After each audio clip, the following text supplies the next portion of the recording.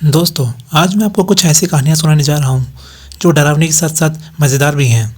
चलिए बिना देर किए कहानी की तरफ बढ़ते हैं। हमारी पहली कहानी का नाम है डरहा भूत।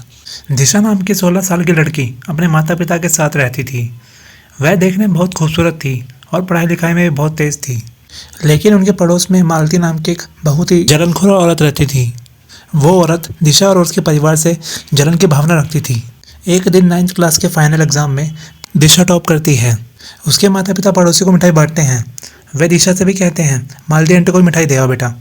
अपने माता पिता की बात सुनकर दिशा मिठाई का डिब्बा लेकर मालती के यहाँ जाती है और कहती है, आंटी मैं फर्स्ट आई हूँ, इसलिए आप भी मिठाई ले लो। यह सुनकर मालती को बहुत जलन होने लगती है। उसकी अपनी बेटी सिर्फ पासिंग मार्क्स लाई थी।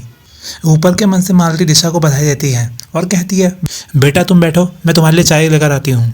इसके बाद मालती किचन में जाकर चाय बनाती है और दिशा को एक कप चाय दे देती है। चाय पीने के बाद दिशा अपने घर की तरफ चली जाती है। आधी रात के वक्त दिशा के माँ बाप को उसके कमरे से शोर शराबे की आवाज़ आने लगती है। वे भागकर दिशा के कमरे में जाते हैं, लेकिन अंदर का नज़ारा देखकर उनके होश उड़ जाते हैं। सारे कमरे का सामान इधर उधर बिखरा पड़ा था और दिशा फर्श पर बैठी हुई अपने सर को ज़ोर ज़ोर से हिला रही थी। उसके बाल बिखरे हुए थे और आंखें 3 गुना बड़ी लग रही थी। उसका चेहरा बिल्कुल लाल हो चुका था और वह किसी जानवर की तरह गुर्रा रही थी। उसके मुंह से झाग भी निकल रहा था। यह सब देखकर दिशा के माता पिता थोड़ा घबरा जाते हैं और जल्दी से उसे एक डॉक्टर के पास ले जाते हैं। लेकिन सारे टेस्ट कराने के बावजूद भी डॉक्टर को पता नहीं चलता दिशा को आखिर हुआ क्या है। लेकिन डॉक्टर कुछ दवाइयाँ देकर उन्हें घर जाने को कहता है। तभी वहाँ पर एक औरत उनसे कहती है, इस लड़की पर किसी ने काला जादू कर रखा है, आप इसे किसी तांत्रिक के पास ले जाइए। यह सुनकर दिशा के माँ बाप उसे एक तांत्रिक के पास ले जाते हैं। वहाँ तांत्रिक अपनी तंत्र क्रिया करता है। वह उन्हें बताता है किसी डायन ने इस लड़की पर अपना दरहा भूत छोड़ा है और उसी भूत ने दिशा को अपने काबू में कर रखा है। इसके बाद तांत्रिक जादू मंत्र करके उस भूत को एक बोतल में कैद कर देता है। फिर शमशान जाकर उसे वह धरती में गाड़ देता है। ऐसा करने के बाद दिशा बिल्कुल ठीक हो जाती है। लेकिन उन्हें पता चलता है कि पड़ोस की मालती आंटी को लकवा मार गया था और वह अस्पताल में भर्ती थी। दोस्तों, वो कहावत तो आपने सुनी ही होगी, जैसा जो करता है उसको वैसा ही मिलता है। उस औरत ने अपनी जलन की भावना में दिशा को नुकसान पहुंचाने की सोची, लेकिन कर्मा उसके पास वापस लौट कर आया और उसे ही नुकसान पहुंचा गया। अगर आप गलत करते वक्त सोचते हैं कि आपको कोई नहीं देख रहा है तो आप यहाँ पर गलत हैं। ऊपर वाली की नज़र से कोई नहीं बच सकता। उसके यहाँ देर है लेकिन अंधेर नहीं। चलिए दोस्तों, अब दूसरी कहानी की तरफ बढ़ते हैं, जिसका नाम है ठक ठक। विशाल बहुत खुश था। वह एक बैंक में पीओ बन गया था। पीओ यानी प्रोबेशन ऑफिसर, और उसकी पोस्टिंग बेलगाम के पास एक ग्रामीण बैंक में हुई थी। वह रहने के लिए उसी गांव में एक मकान किराए पर ले लेता है। उस गांव की आबादी बहुत कम थी और मकान भी दूर दूर बने हुए थे। मकान देते हुए मकान मालिक विशाल को बताता है, अगर रात को 12 बजे कोई तुम्हारी खिड़की पर ठक ठक करे तो उस आवाज़ पर बिल्कुल ध्यान मत देना और दरवाज़ा बिल्कुल मत खोलना। विशाल थोड़ा हैरान होकर पूछता है, ठक ठक कौन करता है ठक ठक? आखिर रात में कौन ठक ठक करके जाएगा? लेकिन मकान मालिक बोलता है उसे नहीं पता, मगर जिसने भी कभी खिड़की खोलकर उसे देखा है वह जिंदा नहीं बचा। विशाल को ये सब अंधविश्वास लगता था और उसे इन सब बातों पर बिल्कुल विश्वास नहीं था। लेकिन उसे मकान मालिक से बहस करना ठीक नहीं लगा, इसलिए उसने मकान मालिक की बात मान ली। मकान मालिक से ठीक है बोलकर वो वहाँ पर रहने लगा। एक रात विशाल घर पर सोया हुआ था। तभी रात के 12 बजे उसे खिड़की पर ठक ठक की आवाज़ सुनाई देती है। इससे उसकी नींद टूट जाती है और उसे अपने मकान मालिक की बातें याद आती हैं।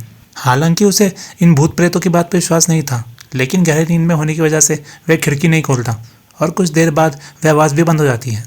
लेकिन इसके बाद हर तीसरे दिन खिड़की पर ठक ठक की आवाज़ आने लगती है। इससे विशाल की नींद हर बार टूट जाती थी। एक बार विशाल सोचता है कि ज़रूर कोई लोगों को डराने की कोशिश कर रहा होगा और उनके साथ प्रैंक करता होगा। अगर वह उसे पकड़कर लोगों के सामने ले आए तो सबका अंधविश्वास टूट जाएगा और रोज़ रोज़ की ठक ठक से भी मुक्ति मिल जाएगी। इसलिए अगली रात को जब ठक ठक की आवाज़ आती है तो विशाल खिड़की खोल देता है। लेकिन जब वह सामने देखता है तो भय से उसके रोंगटे खड़े हो जाते हैं। एक सिरकटा आदमी काले घोड़े पर बैठा हुआ था। उसके हाथ में एक जलती हुई मशाल भी थी। तभी सिरकटा मशाल को विशाल के घर पर फेंक देता है। इससे पूरे घर में आग लग जाती है। विशाल घर से बाहर जाने की कोशिश करने लगता है, लेकिन घर का कोई भी दरवाज़ा नहीं खुलता। जैसे तैसे वो गेट तोड़कर बाहर जाता है और राहत की सांस लेता है। लेकिन उसका पूरा घर आग की लपटों में घिर चुका था और पूरा घर धूं धूं करके जलने लगता है। रात उसने जैसे तैसे काटी, लेकिन सुबह तक उसका पूरा घर राख हो चुका था। सुबह की पहली ट्रेन पकड़कर विशाल अपनी जान बचाकर उस गांव से भाग गया और भगवान को धन्यवाद दिया कि उसकी जान उस रात बच गई। दूसरी कहानी इतनी ही थी। दोस्तों, भले आप भूत प्रेत को नहीं मानते हो, लेकिन अपने बड़ों की बातों को कभी अनसुना ना करें। अगर वो किसी रास्ते से या किसी प्लेस पे जाने सबको मना करें तो उस जगह को कभी मत जाएं। चलिए हम अब अपनी तीसरी और आखिरी कहानी की तरफ बढ़ते हैं। इस कहानी का नाम है चिता। चलिए कहानी शुरू करते हैं। पुनीत और वासु नाम के 2 दोस्त थे। एक रात 12 बजे वे दोनों शमशान घाट की तरफ घूमने जाते हैं। वहाँ पर जाकर वो दोनों एक जगह पर जाकर बैठ जाते हैं और सिगरेट जलाकर कुछ बातें करने लग जाते हैं। काफ़ी बात करने के बाद पुनीत कहता है बहुत टाइम हो गया है और उन्हें अब चलना चाहिए। तभी वासु वहाँ पर पड़ी 2 लकड़ियाँ उठा लेता है और कहता है कि रात को घर में आग जलाएगा। लेकिन पुनीत कहता है यह तो शमशान घाट की लकड़ी है, इसे घर ले जाना ठीक नहीं है, इससे कोई भूत बाधा भी हो सकती है। लेकिन वासु कहता है तुम कौन सी सदी में जी रहे हो, ये साइंस का ज़माना है, भूत प्रेत कुछ नहीं होते। इसके बाद दोनों अपने अपने घर चले जाते हैं। रात को वासु सोया हुआ था, लेकिन करीब 2 बजे उसे अपना दम घुटता सा लगता है और उसकी आंखें खुल जाती हैं। वह देखता है कि सारे कमरे में धुआं भरा हुआ था और उसी की वजह से उसका दम घुट रहा था। तभी वासु के शरीर में कुछ चुभने सा लगता है। वो अपने पलंग की तरफ देखता है और उसके रोंगटे खड़े हो जाते हैं।